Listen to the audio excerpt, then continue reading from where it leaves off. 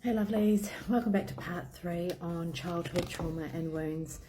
I really do recommend that you go back on part 1 and part 2 just because I just want to make sure that all my responsibilities and that those boxes are sort of checked off with you before you dive too deep into it without the context leading up to this particular topic, because yes, it's a heavy topic to unpack. So I just kind of have done a build up and given you some context of around the area of responsibility that I feel as a reader, as someone who's spiritual, and as someone who just wants the best for you. Okay, so we've unpacked a few cards so far. In part 2, we've addressed the warrior side of yourself, okay, and their endurance, and their unbreakable and unshakable spirit, warrior spirit that's inside of you. We've talked about cleansing and how you might do that. I'll just expand on that a little bit more. So cleansing could be that you go back out into nature and reconnect with Papatūānuku. Go for a swim in the ocean to feel the salt water wash over your body and do a little prayer, or put it out there. I need help. I'm trying to heal. How else can I heal? What guides and tips can you please give me, ancestors, or God, or whoever it is that you look to, that higher being, for any kind of external advice to help with that internal part of yourself. Also, it's just as simple as having a shower. And when you have that shower, because water is very sacred and very healing, picture the water as a white light washing over you, and not only washing you physically, but giving you that energetic cleanse. Okay, so that's cleanse. All right, strength.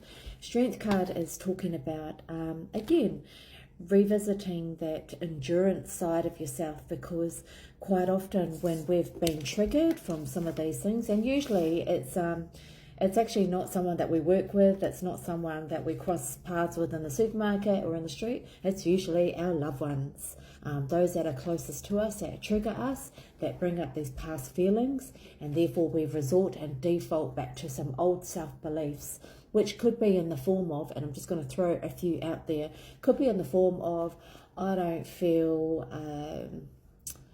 any kind of self-worth, I feel lacking, I don't feel good enough, I hate myself, I don't like who I see when I look at the mirror.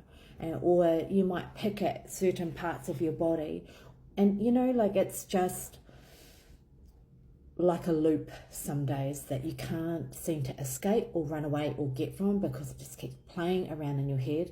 The story that you told yourself from this thing that happened to you as a child. So it's about, well, what is it? Recognizing what those triggers and those patterns are, and then how do we work with it? How do we stop that loop going around and around and around and around in our head? How do we work with that? Okay. So it's about having the endurance and the strength to look at that, because sometimes we don't want to look at that, so we go and distract ourselves and go, oh, I don't like that thought, I don't like what's coming up for me now, I'm going to go and make myself busy to try and forget about it. Don't. Okay, don't. Look at it, feel that pain. If you must, go and have a cry. If you must, go and have a chat and bounce around with someone that is trusted in your circle of people, and talk about what's come up. They might actually have some really great ideas for you, okay? Or if you've seen a counsellor or a psychologist, talk about what it is that's come up. The other thing I would recommend is write it down. Journal how you're feeling, how this shit thing makes you feel, and if it keeps coming up and you read back, like, I don't know, a month ago, you'll see, oh my gosh, it still came up then, and it's still coming up now. So obviously it's something I need to address and heal and work with. It's about trusting in yourself as well on this journey, and trust card has come out a couple of times in the last week in my readings as well, and I've come at all different angles around trust.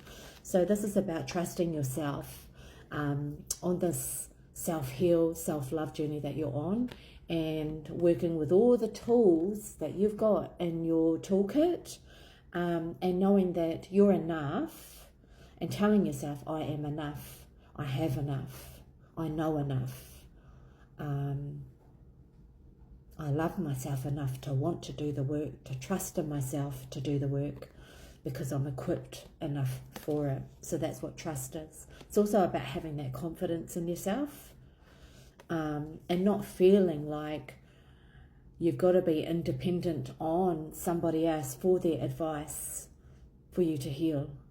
You've got enough confidence in yourself. It's just about recognizing and sitting still for a minute to go, yeah, I've got this. Remember, you're a warrior. That warrior spirit is always inside of you.